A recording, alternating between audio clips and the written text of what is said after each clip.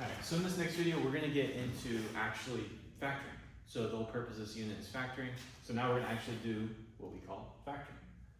So how do we do that? The first step you need to remember with every single factoring problem you do now, you do in the future, is we analyze. We analyze the equation we have, and we try to figure out, is there any way we can make this easier?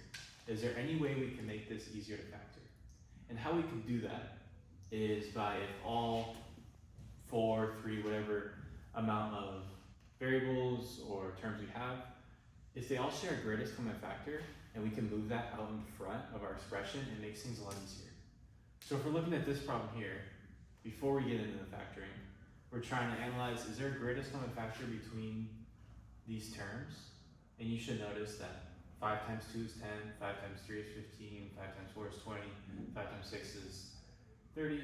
So we have a greatest common factor of 5. And we can move this 5 out in front of our expression, and on the inside we're left with 2x squared, or 2x cubed, my bad, minus 3x squared, plus 4x, minus 6. And now, what we have here is going to be a lot easier for us to factor. So how exactly do we factor? And I want you guys to think back to what we were doing before this, when we were multiplying two equations in factor form. It looked like this times this. We multiplied those two together and we got something that looked like this. And how we did that was we made a box. And we put whatever's in here on the outside of the box, and we took what's inside the box and it gave us this. So now we're doing it in reverse order. We're given the whole pie and we're asked to break it up into 2 different parts.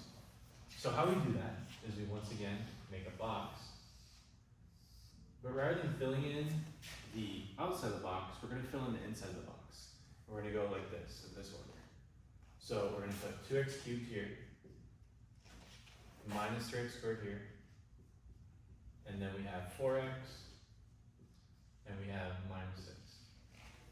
We're just putting these 4 terms into our box. And so when we do that, now we're trying to solve a puzzle now, to figure out what goes here, here, here, here on the outside. And we start off with this box right here, this slot right here. This slot is always going to be the greatest common factor of these top 2 boxes. So you need to be able to analyze 2x cubed and negative 3x squared, figure out what's the greatest common factor of those 2. And you should notice that it's x squared. So we put x squared up there. And from here, we're just solving the rest of the puzzle now. Now it's easy. So we know that's there. So then this times this needs to equal this. So that means we're going to have 2x here. This times this needs to equal this. So we're going to have a negative 3 here. This times this needs to be this. So we have the 2 here. We can just check our work. So 2 times negative 3, negative 6. Perfect. So now we have our equation in factor form. We can just write it in factor form. Either order, doesn't matter. So I'll write it as x squared plus 2 times 2x minus 3. And that's it. That's how we factor an equation that has 4 terms.